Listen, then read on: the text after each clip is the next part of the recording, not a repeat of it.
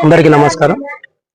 ఈరోజు మన రాష్ట్రంలో మన తెలుగుదేశం అధినేత గౌరవనీయులు పెద్దలు శ్రీ ముఖ్యమంత్రి వర్యులు నారా చంద్రబాబు నాయుడు గారు ఒక చరిత్రాత్మక నిర్ణయం తీసుకోవడం జరిగింది।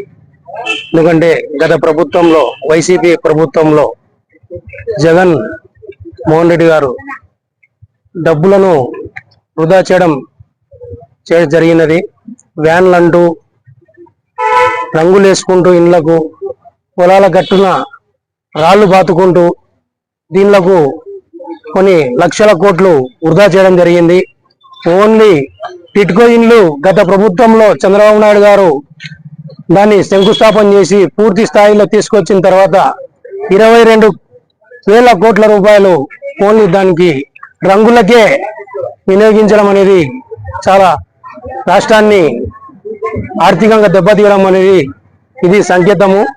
దీన్ని అన్నిటికీ ముగింపు పలుకుతూ విజనరీ లీడర్ అయినటువంటి మా నారా చంద్రబాబు నాయుడు గారు మన రాష్ట్రాన్ని ముందుకు తీసుకుపోయే దిశగా ఈరోజు ఒక చరిత్రాత్మకంగా నిర్ణయం తీసుకొని ప్రజల వద్దకు రాత్రులు ఇబ్బంది పడి వ్యాన్లు ఒకరోజు వచ్చి రాక ఇబ్బంది పడతా ఉండేవారు। అటువంటి ఇబ్బందులు లేకుండా స్టోర్ డీలర్ అనే ఇంటి అక్కడనే డీలర్ దగ్గరికి 15 రోజుల పాటు కంటిన్యూగా ఇవ్వాలని చెప్పేసి ఆదేశాలు జారీ చేశారు। ఈరోజు ఆ ప్రారంభోత్సవానికి ఇక్కడికి రావడం జరిగింది।